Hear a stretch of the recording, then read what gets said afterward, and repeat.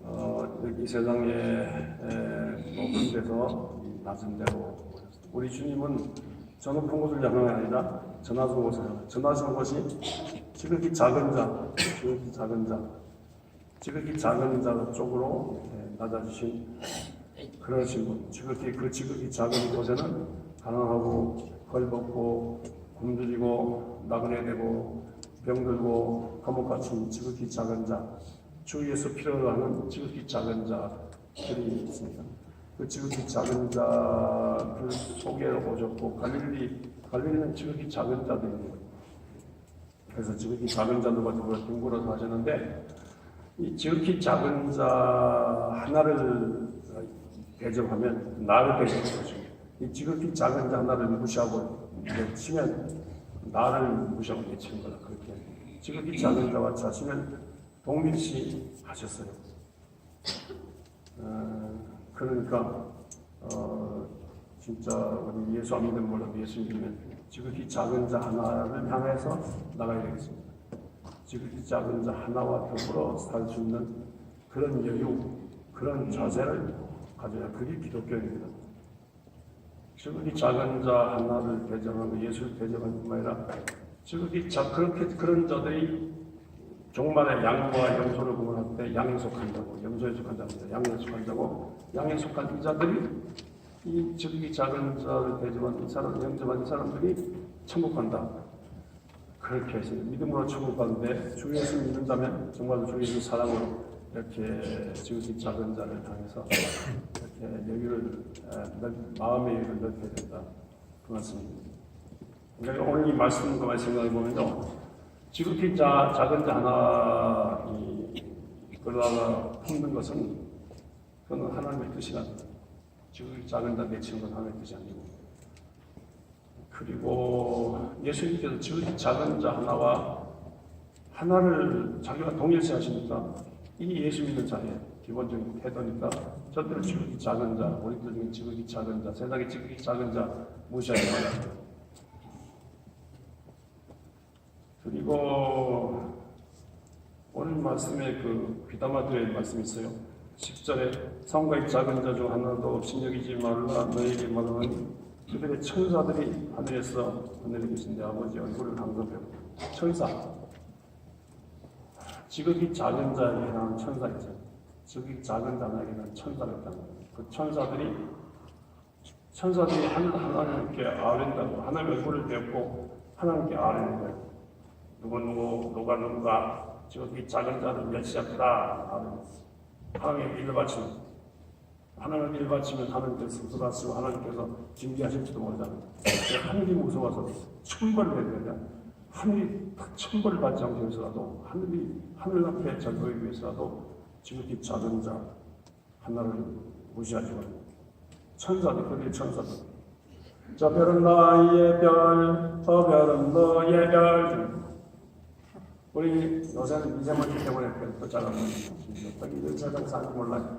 옛날에 하늘 맑을 때, 막 저녁 때 밤에 친구들끼리 누워서 저 별은 나의 별, 저 별은 너의 이 별 세면서 저 별 하나와 나를 동일시해. 저 별은 나의 별. 이게 60억 개의 별이 전부 별 하나가 전부 지구상 60억 하나씩 다 있다. 저 별 세 개 내 별이 있듯이 우리 하나님께서 우리를 십자가의 물로 죄 용서해 주시고 믿는 자 영생 주시고 하나님의 자녀 삼으시고 내게 교회 붙여주시고 내게 목자 붙여주시고 내게 성령 붙여주시고 성령이 파라크리토스인데 하나님 곁에 있다는 거예요. 성령 붙여주실 뿐만 아니라 수호천사를 붙여주시는 거예요. 그러니까 막 작은 자나 큰 자는 누가 큰 자가 있겠습니까? 다 작은 자는 하여튼 모든 사람에게 수호천사를 붙여주시는데 그 수호천사가 변호사가 돼가지고 하늘 아버지께 막 호소하고 그러면요 결국 손해보니까 그 특별히 약한 자에게 수호천사가 있으니까 절대로 약한 자 무시하지 말라. 고맙습니다.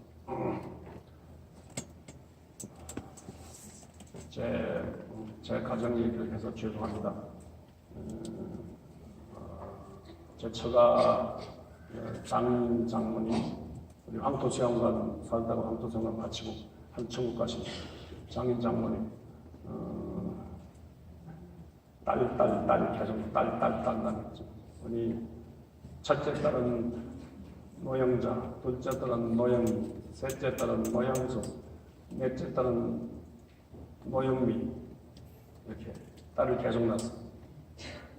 요새는 딸 모자는 다 좋아하지 않습니까? 딸이 다 좋아하는데 옛날에는 딸 낳으면 부끄럽죠. 부끄러워서 딸 낳고 부끄러워서 나가지도 못하고 동네 나가지도 못하고 부끄러워서. 첫째 딸은 북한에서 어느 정도 컸기 때문에 배로질 못했어요. 둘째 딸은 황해도 연백에서 피난 오면서 둘째 딸은 얻고 와서 둘째 딸은 누구예요? 노영이 얻고 왔는데 왜 얻고 왔겠어요? 이 사람은 결혼시키려고. 근데 그 뒤로는 이제 여기 와서 내었죠. 근데 딸 계속 나는데 어머 세상에 내놨는데 다섯 번째 또 들어선 거예요. 김새가 느낌이 또 딸인 것 같아요. 그 다섯 번째 딸 나면 어떻게 돼요? 그러니까 아예 그때는 뭐 저기 옛날이니까 병원에 가서 돈도 없고 병원에 가서 셀프 생각하고 아예 유산시키자 그래가지고 끈으로 졸라매고 높은 데서 뛰어내리고 안 좋은 음식도 먹고 간장을 많이 먹는 아들 먹고 온갖 짓을 해가지고 유산시켜서 없애기려고 작정하고 그렇게 막 이렇게 행동을 하고 그랬는데 세상에 나갔어요. 난 내 아들이겠죠. 그러니까 야곱의 첫째 아들이 야곱의 12아들 중에 첫째 아들이 루벤이에요. 루벤이 무슨 뜻이냐면요. 야 아들이다 이거예요. 첫째 아들 이름이 뜻이에요. 루벤이라면 벤이라면 한 아들, 루는 야 아들이다. 우리 또 야 아들이다. 야단나서 피나서 산발 따지고 다 모여가지고 축하하고 난리가 났어. 근데 축하하고 난리가 났는데 며칠 안 돼가지고 열이 올리고 애가 인사불성되고 왔다 갔다 열이 올라갔다 왔다 갔다. 그래서 우리나라에서 제일 좋은 병원은 어디 서울대병원 이걸 지켜요. 의사한테 무조건 살려만달라. 무조건 살려만달라고 매달리고 있는 거 없는 거 다 바치고 문제가 바치고 병원에 돈 들어서 또 있는 돈은 다 갖다 돈 들어서 살렸어요. 살렸는데 세상에 너무 부끄러웠죠. 정박아 직접 정리 정박하고 이름이 노종석인데 정박아요. 사놓는데 직접 정리. 그래서 아들이 잡고도 애들 좀 키우고 그러는데 초등학교 입학을 했는데 생각보다는 너무너무 세상이 잘해나는 거죠. 학교 선생님, 교실 선생님 품에 있으면 괜찮은데 애들이 놀리는 걸 써야지. 동물구경한테 와서 보고는 그러면 그 단계 지나가는 거야. 발길을 쳐버리고 차고 도망 쭉 가면 또 이쪽 차고 이쪽 차고 애를 축구공 차듯이 이리 차고 저리 차고 또 학교 밖에 나와서 집에 올 때는 이리 때리고 저리 때리고 돌멩이 맞고 이리 때리고 이거 말이 안 돼요. 그래서 한 달도 안 돼가지고 학교 보내는 걸 취소했어요. 학교에 호소할 수도 없고 그때는 그럴 때 그래서 집에 그때는 학교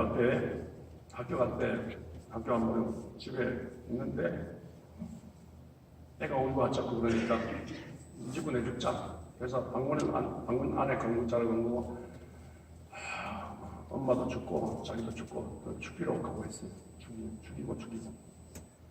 근데 죽이는 게 더 신나요. 못 죽겠어요. 빨리 북한에서 피난 와서 우리가 살았는데 얘 때문에 서로 죽는 게 뭐라지고 뭐냐고. 죽이려다가 못 죽이고 그래서 모진 교수님을 포기하고 애를 가르치자, 내가 가르치자. 그래가지고 애한테 글을 가르치기 시작했어요. 근데 우리 어머니 표현으로는요, 이 바위 벽에 손가락으로 글 쓰는 것 같은 그런 고생을 한 거예요. 그래서 애를 가나다라부터 계속 가르치고 가짜를 100번, 1000번 가르치고 그래서 다 읽히고 가나다라 읽히고 책을 읽히고 그래서 책을 읽는데 지금도 이 했던 집에 이 불온 저기 있는데요. 이 잠에서 깨가지고 저녁에 잘 때까지 계속 뜻도 못하고 전혀 뜻도 모르고 장생대왕께서 계속 성경 읽고 책 읽고 그렇게 살아요. 정말 뜻도 모르고 계속 읽어요. 그런데 이렇게 글을 읽게끔 극성스러운 어머니가 이렇게 한 거예요. 그래서 제가 어머니 돌아가셨을 때 귀례 공동묘지 묘비에다가 제가 이렇게 썼어요. 아들 종석에게 글을 가르치고 극성스러운 사랑의 우리 어머니 오윤순 이렇게 비석이 썼어요. 글 가르치고 이렇게 하는 건 불가능한데 불가능한 걸 해낸 거예요. 그런데 그러니까 얼마나 비극적인 가정이고 얼마나 눈물의 가정이고 얼마나 어두운 가정이고 얼마나 절망의 가정입니까? 아들같이 낳은 아들 하나 살려보려고 다 재산 다 떨어냈으니까 서울에서 밀려가지고 대방동 판자촌까지 밀려와서 사는데 연애를 하는데 집이 어디냐고 하면 반날 안 가르쳐요. 아버지 뭐하냐고 아버지 집시라 그러고 말았다. 어느 날 결혼하려고 방향 잡고 이제 길 가다 대방동 길 가다 데이트하다가 일이 들어왔어요. 이게 우리 집입니다. 길 가다 보니까 들어갔는데 그게 자기 집이에요. 그래서 무릎 꿇고 가서 기도하는데 뭐 기기 썩는 냄새가 나요. 아멘하고 거기 들어보니까 여름 장마에 이 벽지가 썩어가고 있어요. 여름 판자촌 벽지가 썩어가고 있는데 그 벽지 냄새 아닌 또 무슨 냄새 나게 나중에 보니까 옆에 달아낸 조그만 방인데 거기는요 왜 그 나이트클럽이라든가 술집에 넣는 왜 저 메추라기 있잖아요. 만나 메추라기 같은 메추라기 새 키우고 그거 알 떼가지고 행상 다니면서 밥 먹고 살고 있어요. 산에다 가도 앉을 자리가 없어. 한쪽에 메추라기 교대해 또 그런 가정인데 제가요 그 가정에 장가를 감으로 그 가정에 살게 됐습니다. 어떻게 살았어요? 절망의 가정이 희망의 예수님 제가 전도해서 절망의 가정이 희망의 가정이 되고 추한 가정이 거룩한 가정이 되고요. 끝장난 가정이 다시 새로 일어나는 가정이 됐습니다. 제가 목사가 되면서 이 가정이 그렇게 됐습니다. 그 둘째도 목사가 됐어요. 제가 직간접적 연결해서 둘째 송재일 목사 그 부인이 사모님이 노영술 전도사 이 송재일 목사가 하늘나라 갔어요. 뒷바라지 하려고 고생했는데 목사 생활을 오래 했으니까 기도를 많이 다녔으니까 전도사 자격이 있잖아요. 그래서 신학교 가서 우리 박기원 노영술 저기 그 또래죠. 이순전 전도사. 근데 진짜 전도사예요. 얼마나 애지중지 교회를 잘하는지 성도를 잘하는지 형부가 목사이기 때문에 폐양길을 들어서 아주 멀리서 얼마나 하나님 가슴으로 형부를 대신해서 얼마나 애지중지 성도를 섬기는지 몰라요. 세상 하늘나라 가기 전에 이 취장함 근데 이게 급하게 갔어요.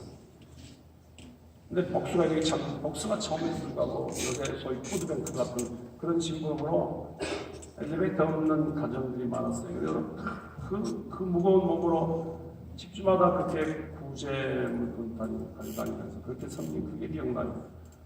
그리고 하늘나라 가기 전날 병원에 갔더니만 여러분의 이름을 부르면서 교구 식구들 이름을 다 부르면서 기도하더라고요. 우리 교적부기더라고요. 이름 다 기도하고 자기 교구에서 이름 부르고 또 여러분들 성도 여러분들 이름 다 부르고 밤새도록 그 이름 부르고 기도하고 다 우리 여러분들 이름 다 불렀다가 하는데 아멘하고 근데 그때 하나님 내려가셨어요.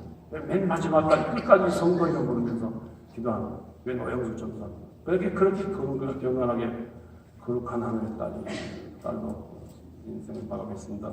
또 셋째가 대학자 수요한신교회 정관석 목사 내외지 않습니까? 이 가정이 이 망한 가정이 많이 목사 셋이서 나왔어요. 북한에 있는 노영자를 몰라요. 그래서 제가 부흥회 가거나 어디 갔을 때 다음에 기도원감독 노영자라는 이름이 있으면요. 제가 또 가서 또 누구냐고 찾아보고 북한 보면 아니고 그런데 혹시 북한 사람이냐고. 근데 여러분 이 가정이 저는요 이런 성경 말씀 읽을 때마다 이 가정이 어떻게 버림받은 이 가정이 어떻게 이렇게 거룩한 가정이 되고 복된 가정이 되느냐. 이 우리 처남 노종석에게 해당하는 수호신 천사신 하나님 보내신 천사신이 수호신이 있어가지고 또 우리 어머니에 해당하는 수호신이 있어가지고 하나님께 다 아뢰 바친 거예요. 그래서 하나님께서 그걸 받으시고 뭐 권주자들 권주고 이 가정을요 눈물에 망할 비난 내려와서 이 아들 한 명을 망한 이 가정에 하나님께서 저는 완전히 하나님 앞에 이용당하고 이 가정하고 결혼하는 이유가 거의 없어요. 거의 없어요. 이건 이 사람이 신학교 나온 사람도 아니고요. 거의 없어. 신학교 근무했다 거의 없어. 그때 아이고 저와 결혼하려고 줄 몇 사람 서 있었어요. 또 강남에 그 부자 장로인 가정에 또 피아니스트요. 아주 목회할 만한 준비가 됐어요. 또 부자 가정에 저 부산에 왔던 또 부자 그냥 가난하니까 부자 가정이 나 살려놓겠다고 선화 가정이 줄여서 그러셨는데 아니 그 가정 다 뿌리치고 왜 형하고 결혼했는지 모르겠어요 아직까지. 왜 그러냐 수호천사가 수호천사 하나님이 딱 집어가지고 이 가정의 사위가 그래가지고 이 가정을요 이렇게 거룩한 믿음의 가정으로 빛나는 가정으로 되게 하신 거예요. 그런 생각하면 진짜 하나님 앞에 황송하고 감사한 놈으로 섬겨야죠. 근데 저는 결혼해가지고 제가 아들 낳잖아요. 지금 이화여대 교수로 있는 선명상 박사 아들 낳잖아요. 아들한테 세상에 딸 낳는 거 관심 없고 아들 낳으니까 아들 당장 서울로 데려오는 거예요. 그때 포항에서 낳는 아들 당장 서울로 데려오는 건 무엇인지 몰랐어. 아들을 다 서울로 자기들한테 형님이 키운다고. 목회자가 바쁜데 언제 아들 키우지. 당장 데려가는 아들 데려가서는 제 아들 데려가서는 업고는 가자마자 업고 애가 피곤한데 잠들면 업고는 동네방에 돌아가요. 동네방에 돌아가면서 내 폰 나타나는 병자 신자 이 딸이 시집 가서 아들 낳다고 그러다 아들 동네방에 돌아가면서 자랑했는데 와서 울었어요. 와서 울었대. 왜? 한 사람도 잘생겼다고 칭찬을 해요.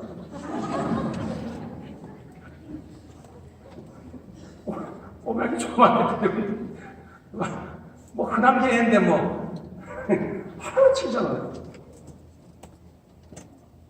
근데 지금 정말로 많은 가정인데 정말로 그 외손자 우리 아들 이렇게 교수 됐다가 온 동네 진짜 우리 어머니 살아계신 온 동네 진짜 잔치했더라고요.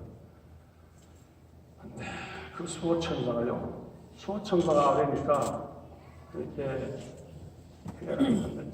사실은 반을 풀어주시고 위로하시고 가정을 살리셨어요. 그러니까 여러분들 한 사람 한 사람에 해당 소천사가 있다 생각할 때 소천사가 있다 생각할 때 절대로 여러분들 작은 자 물론 다 무시하지 말아야 돼요. 누구든지 무시하지 말아야 되지만 소천사가 있다 할 때 그 소천사가 하나님 앞에 아뢰면 어떻게 하려고 그래요.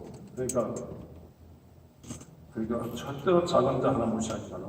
오늘 10절 말씀은요, 이 수호천사가 있으니까 한 사람에 해당 수호천사가 있는데 이 작은 자를 위한 수호천사가 있으니까 절대로 무시하지 말라는 거예요.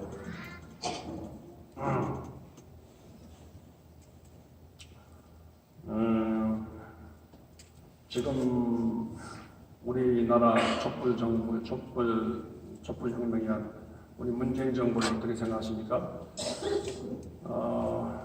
문재인 정부에 대해서 별로 군사 독재 정부가 싸우는 중에 촛불 혁명에 나서 뭐 이렇게 새 시대 왔으니까 정치 얘기 별로 안 하려고 작심을 하면서 정치 얘기 하면서 그 시간이 많으니까 안 하려고 했습니다. 근데 여러분들 우리 장모님 가정에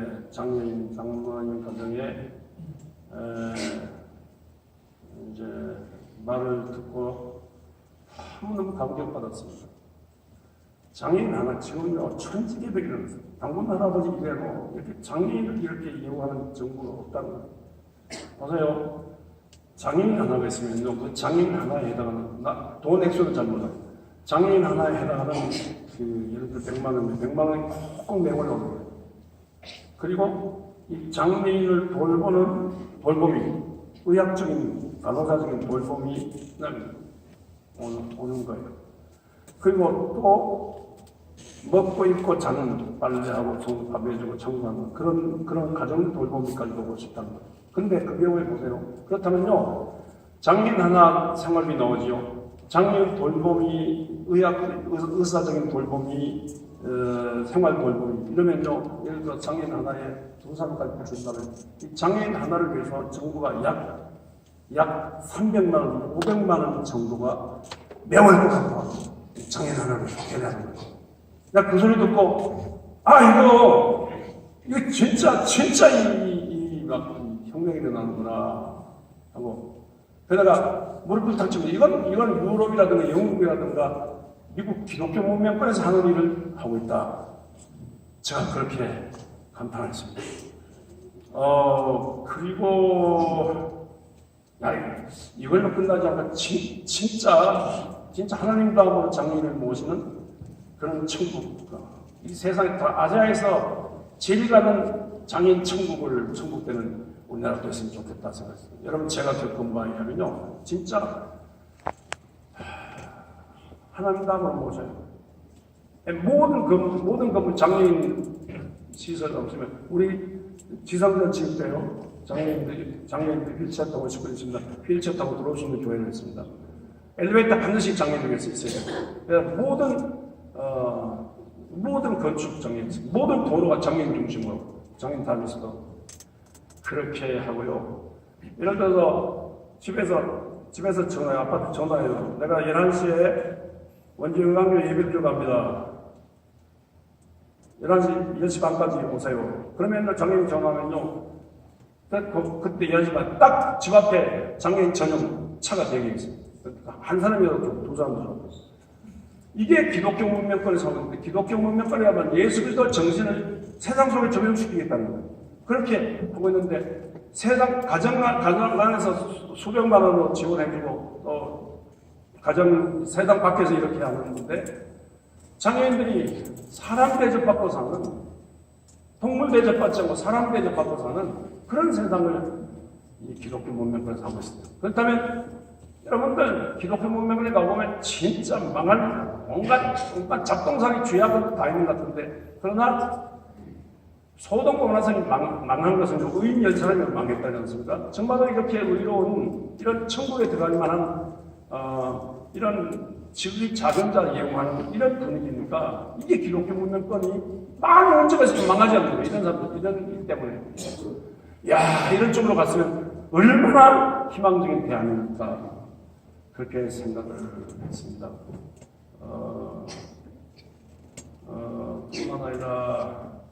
뿐만 아니라 이렇게 연약한 자 있잖아요. 연약한 자, 노동자들, 알바생들, 금파리들, 뭐 먹고 살 길 없는 사람들 많지 않습니까? 지금까지 대기업체 중심으로, 기업체 중심으로, 기업주도 중심으로 이 나라 경제가 돌아갔다면 이제는 그 예를 들어 삼성이 잘 돼가지고 거기서 떨어지는 이 혜택을 받고 살려고 했는데 이게 잘 안 돼, 생각보다. 이거 언제까지 100년, 1000년 이렇게 가느냐?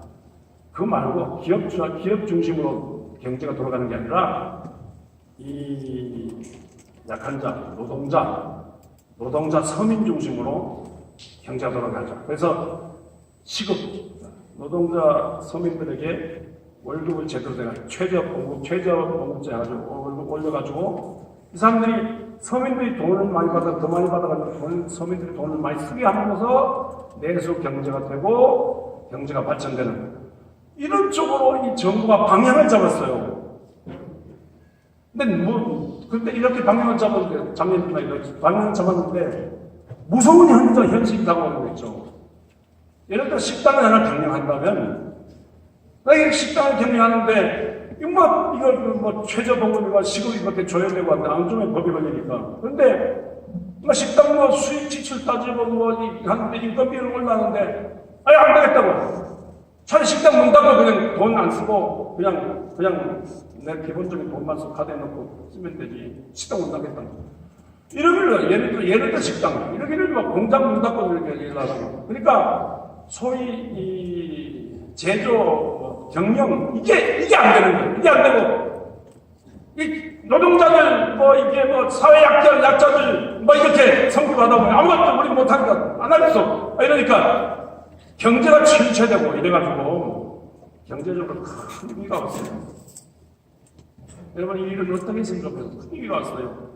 그래서 이 정부가 방향을 내려놓든지 그렇잖아요. 이걸 같이 하면서 어떻게 이 나라 경제를 살리냐 이 과제인데 우리가 고민하고 많이 기도해야 될 때가 왔다고 생각합니다. 근데 다시 말입니다. 다시 옛날처럼 친기업 중심으로 다시 돌릴 경우에 엄청난 사태가 또 벌어져요. 그러니까 큰 방향을 진짜 좋은 방향, 하늘이 원하는 좋은 방향을 잡았는데 경제 침체가 오니까 또 큰 위기가 왔다 생각합니다. 이런 얘기 끝없는 얘기 한 종일 얘기 끝없는데 단 하나 지극히 작은 자 노동사회에서 지극히 살아가는데 지극히 작은 자 절대로 무시하지 말라. 이런 말씀입니다. 우리 거제도 애강원 박사의 사기탕에 거제도 애강원 김윤수 장로는 하는 말이 있어요. 목사님 성경적인 원리로 따진다면 이 세상에 제일 1등 대우를 받은 사람들이 장애인이에요. 이거는 그 장애인 개인이 아니라 이런 가정이고 이런 사회적인 시스템 때문에 장애인이 생겼으니까 절대로 장애인은 성경적으로 한다면 제일 잘 되죠. 그래서 제일 장애인 거제도 애강원 거제도 시골이지만 제일 세계적인 대우를 하려고 몸을 지나보니까 거제도 애강원이 커졌고 그러다 보니까 막상의 상을 받게 되고 그럼 상을 받기 위해서 아니라 성경적으로 따지니까 이런 성경을 말씀하니까 성경을 따지니까 진짜 장애인들은 하나님 땅으로 모셔야 된다. 천국 가는 운동을 하기 위해서 사랑하는 세상에 사랑으로 노무현 대통령 말처럼 동물 세상에 사람 사는 세상에 사람으로 사람 사는 세상을 만들자면 적어도 이렇게 해야 된다. 이거거든요. 이렇게 방향을 잡고 사는데 우리 모두가 진짜 이 방향대로 될 것을 경제 침체기에 우리가 많이 기도하고 하나님께 하소연해야 되겠습니다.